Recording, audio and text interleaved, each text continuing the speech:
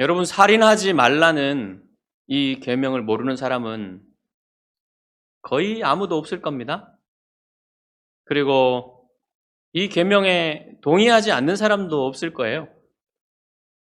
물론 식인종이나 인신 제물을 드리는 그런 종교 의식을 가지고 있었던 잉카 제국이나 암몬 족속 몰렉이라는 그 신에게 아이들을 잡아서 바치는 그런 사람들도 있었지만 대부분은 살인이 큰 죄라는 사실을 알고 인정을 합니다.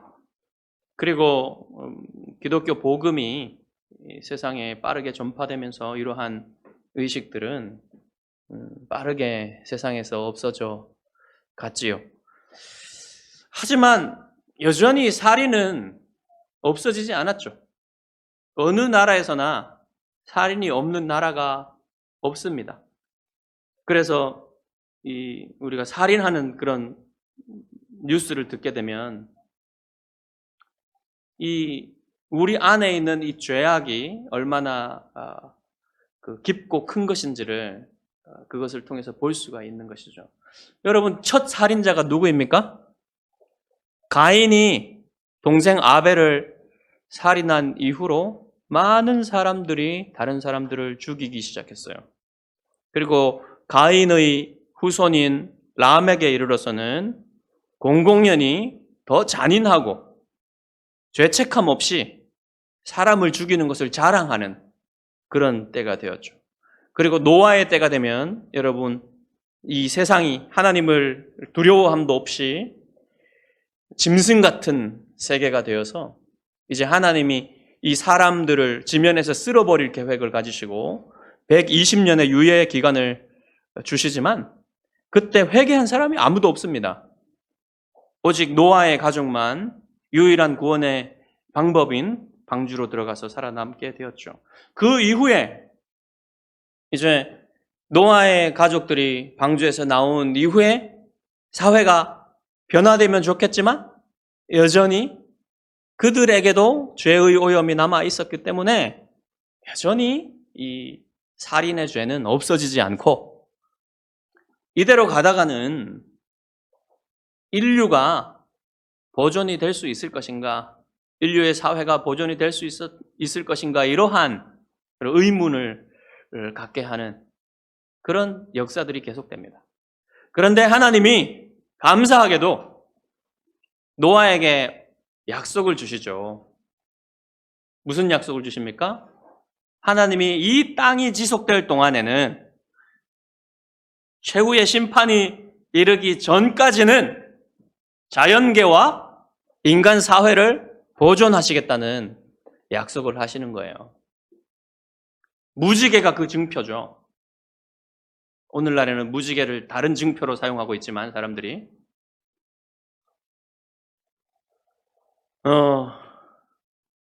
근데 하나님이 이 약속을 지키실 때 인간 사회를 이 살인이라는 또 이러한 극악한 범죄들로부터 보존하시는 가장 분명한 방법은 국가라는 공권력을 허락하셔서 그 공권력을 통해서 사람들이 그런 극악한 죄악들을 하지 못하도록 막는 그런 힘을 부여하신 것입니다.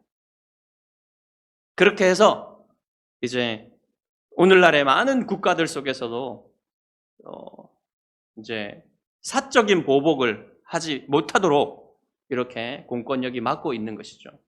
여러분, 아무리 무능한 정부라도 정부가 없는 것보다는 정부가 있는 게 낫습니다. 왜냐하면 사적인 보복을 막아주기 때문에 그래요. 만약 사적인 보복이 마음대로 자행된다면 사회가 유지가 되겠습니까? 여러분, 소설이나 웹툰이나 영화 같은데 가장 자주 등장하는 주제가 사적인 보복에 관한 주제예요. 그거를 보고 이제 읽고 보고 할 때는 사적인 보복하는 게 정당한 것 같고 재미있는 것 같고 그렇잖아요. 그런데 이게 실제로 여러분 허용되어서는 안 되는 것이죠. 그래서 이제 공권력에 칼이 주어진 겁니다. 그렇기 때문에 사회가 어느 정도 유지가 되는 거죠. 선진국일수록 이 법에 따라서 이 사적 보복을 하지 못하도록 하는 그런 정의로운 법의 실현이 더 잘 돼요. 후진국일수록 그게 좀 정의가 세워지지 않죠, 법에 따라서. 그럼에도 불구하고 여러분, 아무리 선진국일지라도 살인이 아예 없는 나라는 없습니다. 그런 사회는 존재하지 않아요. 여러분, 그러면 어떤 살인도 하지 말라는 걸까요? 어떤 살인도 자행되면 안 된다고 말하는 걸까요? 이 법이? 그것은 아니에요. 합법적인 살인도 있기 때문에. 예를 들어서 여러분, 전쟁에 나가서 적과 대치하는 중에 상대 적의 군인을 죽이는 것은 합법적이죠. 그것은 여러분, 그것을 합법적이지 않다고 해서 그 군인에 복무하는 것을 거부하는 종교들도 있지만 그것은 성경적이지가 않아요. 합법적인 전쟁도 있고요. 정당한 전쟁도 있는 겁니다. 그때는 상대의 적을 죽일 수밖에 없어요. 그것은 용감한 행동이고 애국심이고 정당한 행동이 될 수 있는 거예요. 그리고 또 합법적인 살인이 될 수 있는 것은 사형을 언도했을 때 그 사형을 집행하는 것에 대해서도 합법적이라고 할 수 있는 것입니다.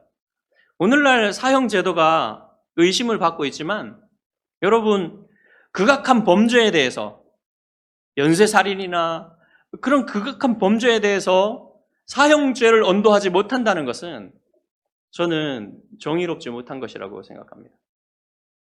물론 이 사형을 언도하는 데 있어서는 아주 신중해야 돼요. 그래서 삼심제라는 것을 두는 겁니다. 만약에 한 번의 선고로서 사형이 언도된다면, 사형이 실행된다면 그것은 수많은 피해자들을 낳게 되겠죠. 그래서 삼심이라는 대법원까지 가는 이 아주 신중하게 사형을 언도하는 이러한 제도들이 있는 것이죠. 어쨌든 그렇게 많은 나라들에서 지금 사형을 하고 있지 않은데 그것은 신중하지 못한 판단이라고 저는 생각을 해요. 또 합법적인 살인의 예는 정당방위죠. 정당방위. 자기를 지키기 위해, 자기 생명을 지키기 위해서, 자기 존엄성을 지키기 위해서 어떤 경우에는 다른 사람을 죽일 수도 있는 겁니다. 그때는 정당방위로 인정되죠. 이런 것들은 다 합법적인 살인이 될 수 있는 거예요. 자, 그렇다면 하나님이 불법적인 살인을 금지하신 이유가 무엇일까요? 여러분, 하나님이 노아에게 육식을 허락하셨죠. 홍수 이후에 육식을 허락하셨어요. 그전에는 육식을 허락한 적이 없어요, 하나님이. 그러면 이제 사람들이 육식을 허락하셨으니까 마음대로 동물을 사냥하고 마음대로 재미로 아무 이유 없이 동물을 죽여도 된다는 건 아니죠. 음식을 얻기 위해서, 육식을 하기 위해서 동물을 잡는 것은 하나님이 허용을 하셨다는 말입니다.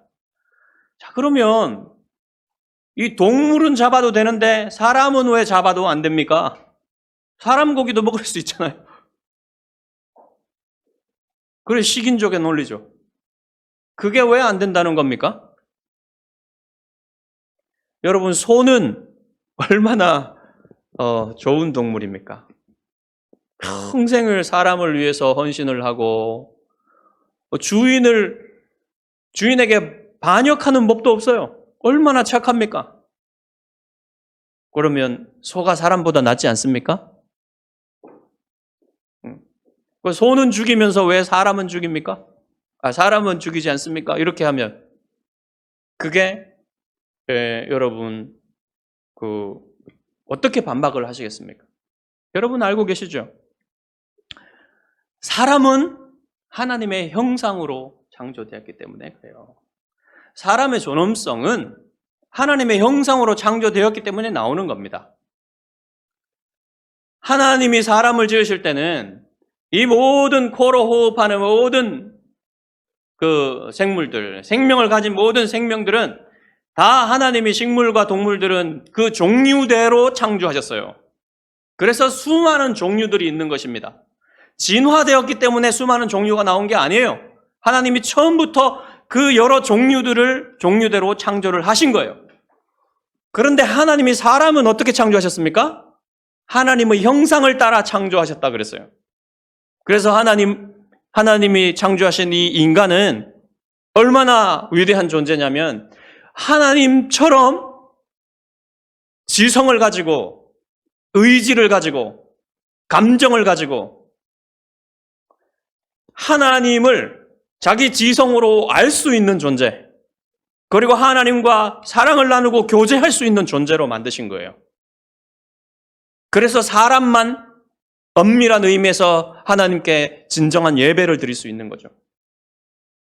그리고 하나님과 사랑을 나눌 수 있는 그런 존재가 된 거예요. 그리고 하나님은 이 사람에게 에덴의 동산을 창설하시고는 그곳을 다스리고 지키라고 명령하셨습니다. 그것은 무슨 말입니까? 사람이 왕 같은 존재란 말이에요. 하나님의 대리 통치자란 말입니다. 이 모든 세계, 하나님이 지으신 이 아름다운 지구를 가득 채워서 하나님을 닮은 그 형상으로 가득 채워서 그들이 지구를 다스리고 지구의 왕 같은 존재로 살라고 하신 것이 하나님의 뜻입니다. 그뿐만 아니라 하나님이 그 동산을 지키라고 하신 것은 제사장적 존재로 만드신 거예요. 모든 피조물을 이끌어서 하나님께 예배하도록 하는 제사장적인 존재로 만드신 겁니다. 얼마나 위대한 존재로 만드신 거예요. 그렇기 때문에 이러한 하나님이 특별하게 창조하신 특별한 고귀한 가치를 주신 인간을 죽이는 것은 그 하나님의 걸작품을, 하나님의 영광을 두신 그 걸작품을 죽이는 것이기 때문에 매우 매우 큰 죄가 되는 것입니다. 여러분, 모나리자라는 작품을 누군가 그냥 가가지고 칼로 찢어버리고 완전히 훼손했다고 생각해 보십시오. 공분을 일으키지 않겠습니까? 그것을 만든 그 작가가 아니더라도, 그것을 소유한 작가가 그 사람이 아니라도 우리도 아주 화가 날 거예요. 아무 상관없는 우리도. 근데 하나님이 자신이 하나님의 영광을 따라 하나님의 형상으로 만든 그 사람의 목숨을 취하는 일이 생긴다면 어떻게 하시겠습니까?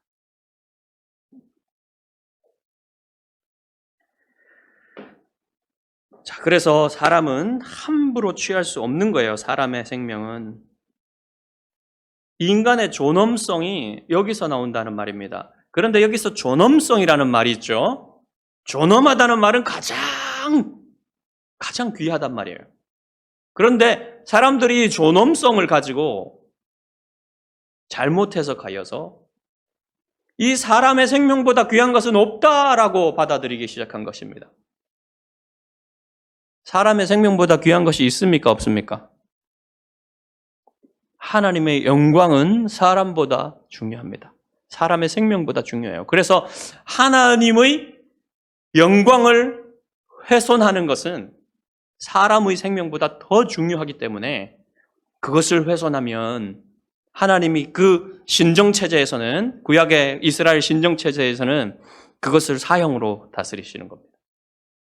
뭐 이 세속적인 세계에서는 그럴 수는 없지만 그것을 분명히 보여주신 거예요, 하나님이. 그래서 근데 하나님의 영광 이외의 모든 이 땅 위에 있는 모든 피조물보다 하나님이 지으신 사람의 생명이 더 소중하다는 것을 여러분 우리가 인정할 수가 있는 것이죠. 그래서 예수님이 이렇게 말씀하셨습니다. 사람이 만일 온 천하를 얻고도 자기 목숨을 잃으면 무엇이 유익하리요?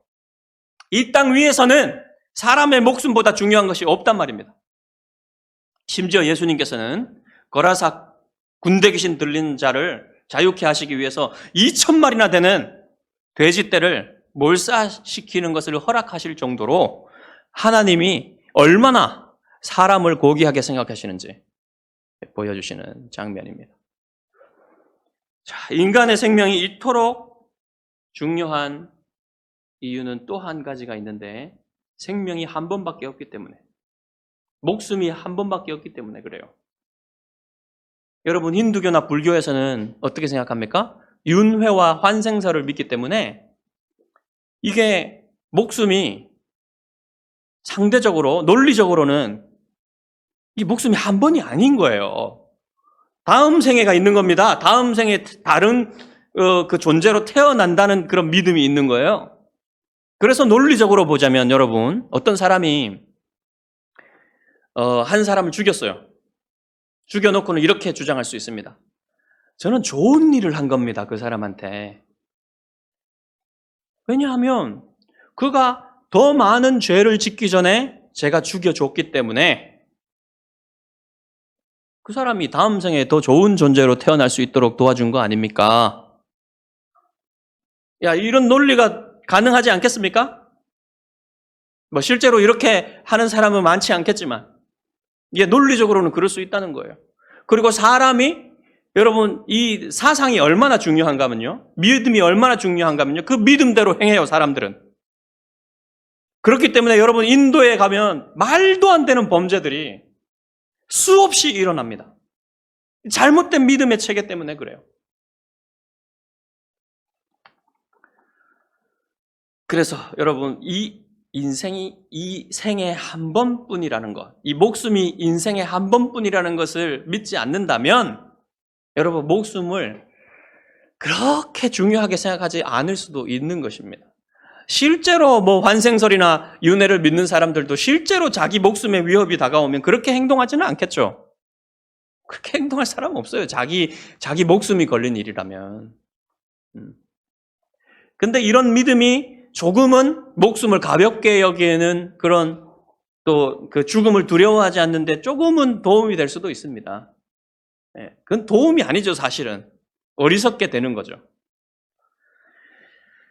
자, 그래서 이 사람의 생명이 이 땅 위에 가장 다른 모든 피조물보다 더 중요하다는 사실을 사람들이 인정하고, 또 살인에 대해서는 무거운 형벌이 따른다는 사실을 모두가 알고 인정한다는 것이죠. 자, 우리는 대부분 이 6계명만큼은 잘 지키고 있다고 생각하고 살 겁니다. 그렇지 않습니까? 근데 그렇지가 않아요. 이 세상의 법은 실제로 사람을 죽여야만 살인죄를 적용하죠. 그러나 우리 예수님은 그렇게 보지 않으셨습니다. 예수님은 이 6계명을 새롭게 해석하셨는데요, 산상설교에서 예수님이 이렇게 말씀을 하셨습니다. 마태복음 5장 21절과 22절입니다. 옛사람에게 말한 바 살인하지 말라. 누구든지 살인하면 심판을 받게 되리라 하였다는 것을 너희가 들었으나 나는 너희에게 이르노니 형제에게 노하는 자마다 심판을 받게 되고 형제를 대하여 라가라 하는 자는 공회에 잡혀가게 되고 미련한 놈이라 하는 자는 지옥불에 들어가게 되리라. 라가라 하는 말은 아람어인데요, 당시에 이제 당시 이 1세기의 상황은, 유대의 상황은 페르시아 제국이 이제 오랫동안 다스려서 그 페르시아어인 아람어가 공용어가 되어 있는 상황입니다. 그래서 그곳에 있는 사람들이 다 아람어를 주로 사용을 했어요. 그래서 이 라가라는 말은 무슨 말이냐면, 우리말로 옮기자면 돌대가리, 골빈놈, 이런 욕이에요. 이 정도의 욕이에요. 그런 욕을 하면 공회에 잡혀가게 되고, 미련한 자라 하면 뭐 지옥불에 들어가게 되리라, 이렇게 말씀하시죠. 왜? 형제를 대하여 마음속에 분노를 품는 것은 살인죄에 해당한다는 겁니다, 예수님이. 그 살인의 동기가 되는 마음의 그 죄가 무엇이냐면 분노라는 거예요. 살인의 동기, 살인의 그 기저에 깔려있는 그 마음은 분노라는 것이죠. 여러분, 그 분노에서 뭐가 나옵니까? 욕이 나옵니다. 욕설이. 각 나라마다, 각 지방마다 찰지고 구성진 욕들이 있어요. 욕을 들어보면 어떨 때는 재미있기도 해요. 그래가지고 사람들이 뭐 어떤 악의가 없이 뭐 재미있는 욕들을 하는 그런 습관적으로 욕을 하는 그런 사람들도 있습니다. 그렇지만 좋은 습관은 아니죠. 그런데 이 분노에서 나오는 욕은요, 매우 듣기 힘들고 칼로 찌르지 않더라도 그 마음에 상처를 입혀가지고 사람을 죽일 수도 있습니다. 욕이. 그만큼 이 분노에서 나오는 그 말들은요, 아주 무서운 거예요. 그래서 사람을 살인하게 되는 겁니다. 이 욕에는 그 분노와 멸시가, 그 사람을 향한 그 멸시가 섞여 있어서 그것을 듣는 사람은 그것을 보복하고자 하는 마음들이 일게 되고, 그래서 여러분 서로 살인을 하게 되는 그런 일들이 일어나게 되는 것이죠. 여러분, 근데 이 분노보다 더 밑바탕에 있는 죄가 있어요. 그것은 교만입니다. 교만은 뭐냐면요, 내가 법이 되는 거예요. 나 자신의 분노가 법이 되는 겁니다. 그래서 내가 왕좌에 앉아서 이 분노의 칼을 휘둘러서 사적인 보복을 하겠다는 거죠. 이게 교만입니다, 여러분. 그 마음의 살인을 저지르지 않기 위해서는 그래서 자기 교만을 철저히 들여다봐야 돼요. 분노가 이 교만에서 나오는 거기 때문에, 교만의 뿌리에서 나오는 거기 때문에 자신이 누군가에게 지금 의로운 분노가 아닌, 의로운 분노도 있어요. 의로운 분노가 아닌 그런 분노를, 미움에서 나오는 그런 분노를 쏟고 있다면 자기의 교만을 깨달아야만 돼요. 내가 지금 교만하구나. 내가 법이 되어서 내가 분노를 쏟아서 보복을 하려고 하는구나 하는 것을 깨달으란 말입니다. 이런 자기 안에 있는 죄, 분노와 교만이라는 이러한 죄를 깨닫는 것만으로도요, 죄와의 싸움에서 승리할 수 있는 유리한 위치를 잡을 수 있는 거예요. 이것을 깨닫지 못하면, 내가 분노하고 있는 상황에서, 의롭지 않은 분노를 하고 있는 상황에서 내 안에 있는 이 죄의 정체를 깨닫지 못하면요, 그 분노와 그 교만의 노예가 되기 쉽습니다. 그래서 자기 죄의 뿌리, 이 죄의 움직임에 대해서 철저하게 살피고 있어야만 그 노예가 되지 않는 거예요. 여러분, 어떻게 해야 되겠습니까? 그러면 여러분 자신의 힘으로 이 분노와 교만의 죄를 이길 수 있어요? 없어요, 여러분. 누구도 그렇게 할 수 있는 사람이 없습니다. 그래서 여러분 기도해야 돼요. 하나님, 이 분노와 이 교만의 죄에서 저를 구해주시고 제가 이 죄의 노예가 되지 않도록 은혜를 주십시오. 그럴 때 여러분이 붙들 수 있는 하나님의 말씀은 무엇이냐면, 여러분이 어떤 죄에서 용서함을 받고 구원받았는지를 생각하는 거예요.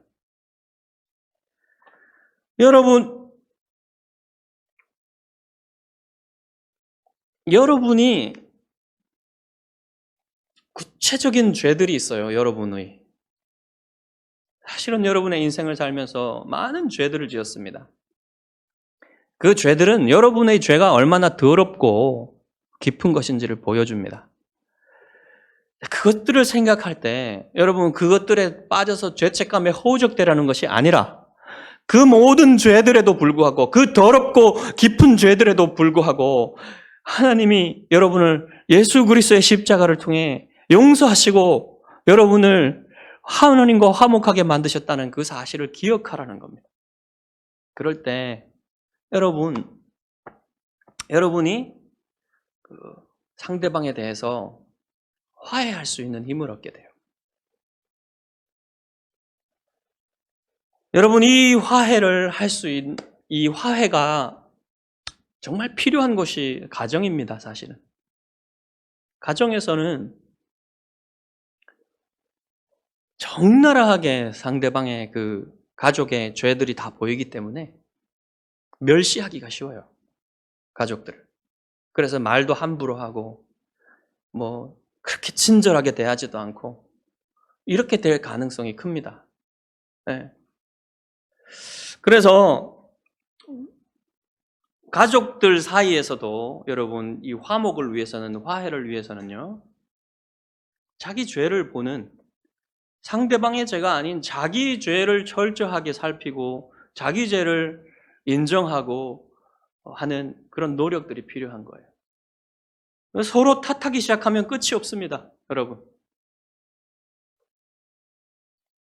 탓을 해보면요, 다시 탓을 또 만들어요. 그래가지고 끝이 없습니다. 예. 생각으로는 내가 상대방을 탓하면 그것으로 전쟁이 끝날 것 같은데 그게 더 큰 전쟁을 만드는 것이죠.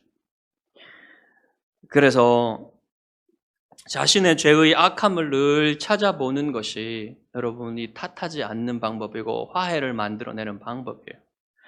여러분, 빙점을 쓴 작가 미우라 아야코 아시죠? 노벨 문학상의 작가. 그분이 또 양치는 언덕이라는 책을 쓰셨는데 그 책에 보면 이런 말을 해요. 당신이 상대방에 있는 단점과 결점과 그 악을 많이 발견하는데 그럴수록 당신이 그 동일한 잘못이 당신에게 더 많다는 사실을 깨달으십시오. 이런 말을 해줍니다. 정말 그렇지 않습니까? 정말 그래요. 그런데요, 하나님의 은혜는 상대방의 죄를 찾아내는 것이 아니라 자기 죄를 찾아내는 능력입니다. 하나님의 은혜는 자기의 죄를 보게 해요. 그래서 하나님의 은혜를 받은 사람은 남을 탓하지 않습니다.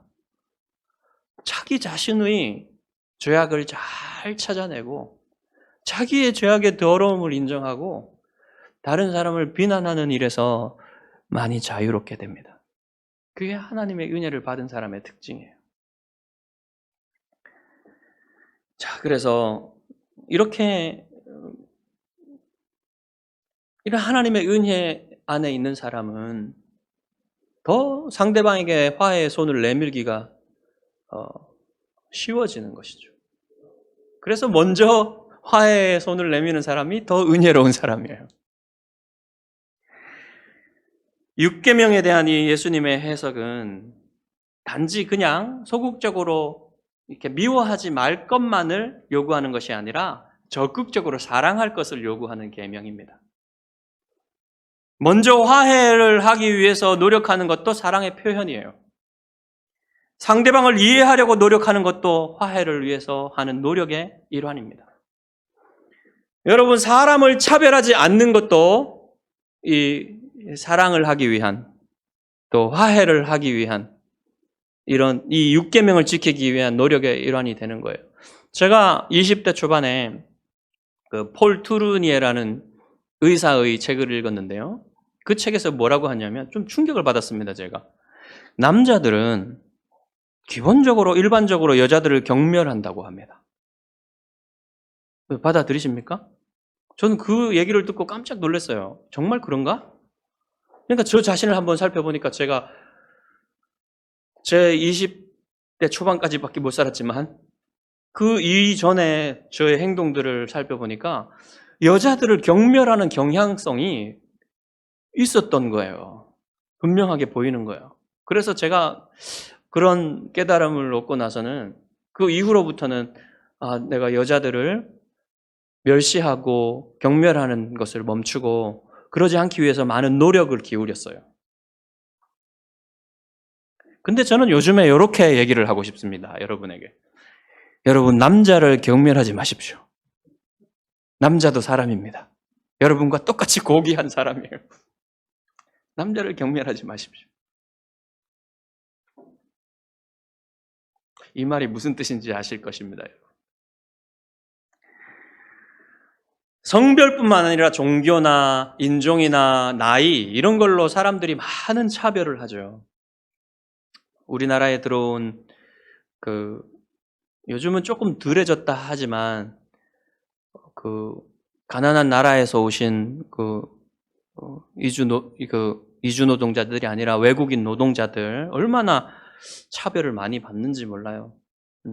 뭐 그런 것도 예상하고 왔겠지만 이런 부분들도 여러분 제6계명을 어기는 것이 될 수 있습니다.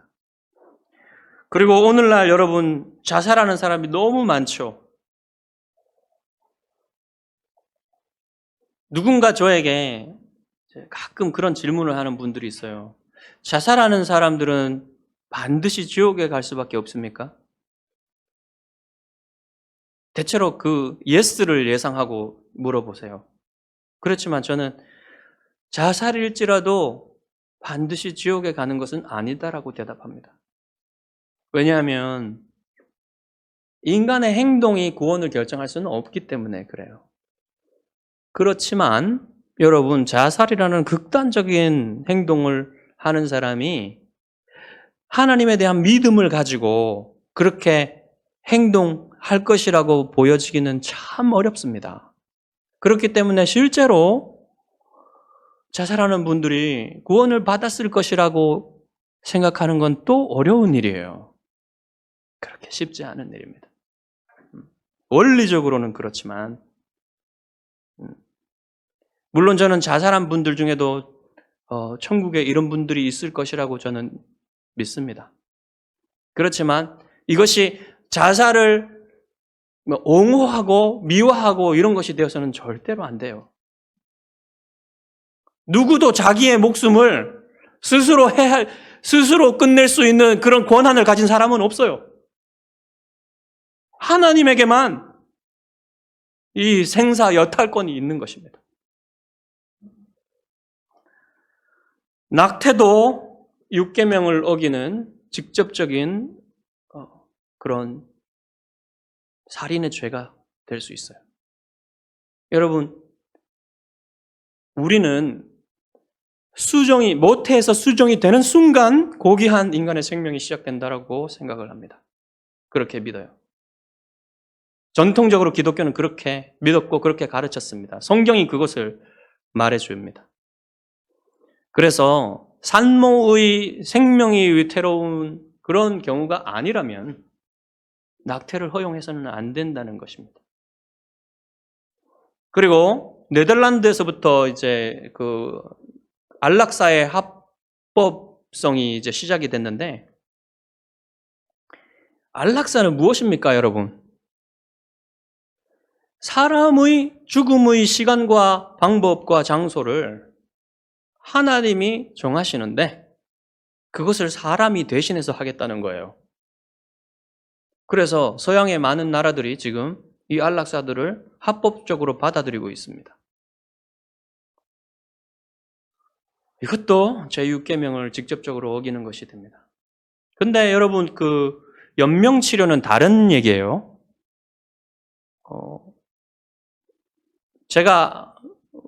저는 이제 지혜롭게 연명치료를 거부하시는 분을 봤어요. 그런 분들을.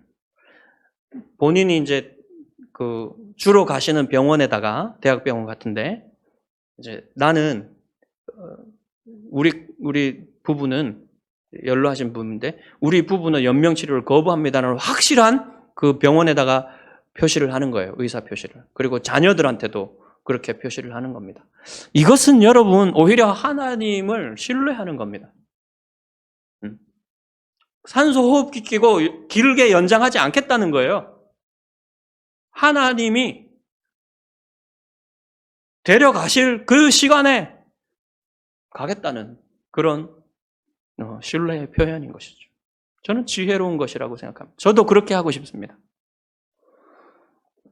그리고 많은 사람들이 여러분 익스트림 스포츠를 많이 즐기죠. 그러다가 많이 죽습니다.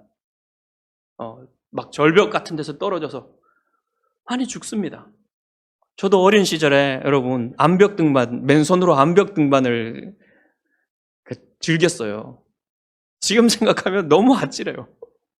동네 앞에 이렇게 90도 정도 되는 암벽이 있었어요. 거기를 막 맨손으로 올라갔다는 거 아닙니까? 근데 지금 생각하면 이게 생명을 가볍게 여기는 행동이거든요. 네, 이런 것들은 어리석은 거고 또 육계명을 가볍게 생각하는 것이 되는 것입니다. 그래서 어렸을 때부터 이런 것들에 대해서 가르쳐야 돼요. 생명을 가볍게 여기지 말라고. 또 여러분 다른 사람들을 위험에 빠뜨리는 행동 있죠. 이런 것도 육계명을 어기는 것이 될 수 있습니다. 대표적으로 무엇입니까? 음주운전. 정말 음주운전 위험한 행동이고 자기뿐만 아니라 다른 사람들까지 죽일 수 있는 거잖아요.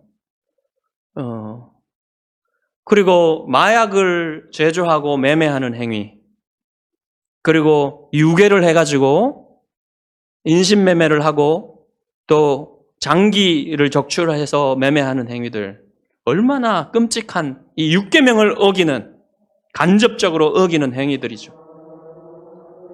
심지어는 여러분 종업원들에게 너무 과한 노동을 시키는 것도, 그것도 육계명을 간접적으로 어기는 것이 될 수 있습니다. 그러다 과로사하면 그 책임 누구한테 있는 겁니까? 그리고 자기 자신에게 또 적용해 봐야 될 것은 너무 일 중독에 빠지는 것.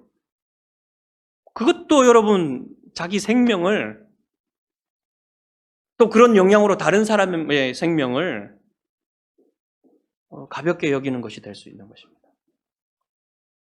이렇게 보면 여러분 우리 중에 누구도 육계명을 어기지 않은 사람이 없게 되는 거예요. 그러면 우리는 다 하나님의 법정에서 살인죄에 해당하는 것이죠. 그렇지만 우리 주님께서는 이 모든 우리의 죄들을, 살인죄에 해당하는 우리의 죄들을 지시고 십자가에서 죽으셨습니다. 뿐만 아니라 우리 주님은 십자가에서 우리에게 모범을 보이신 것이, 자기를 죽이고 자기의 생명을 해하고 그토록 고통스럽고 수치스럽게 하는 그 사람들에게 분노와 욕을 하나도 표현하지 않으셨습니다. 대신에 그들을 위해서 아버지께 용서해달라고 기도하셨죠. 이렇게 주님은 이 육계명을 성취하신 것입니다. 그래서 여러분, 우리 주님이 해석하시고 가르쳐 주신 이 법에, 우리를 자유케 하는 이 법을 따라서 단지 사람들을 미워하지 않는 것뿐만 아니라 적극적으로 사랑하는 그런 믿음의 사람들이 되시기를 주님의 이름으로 축복합니다. 기도하겠습니다.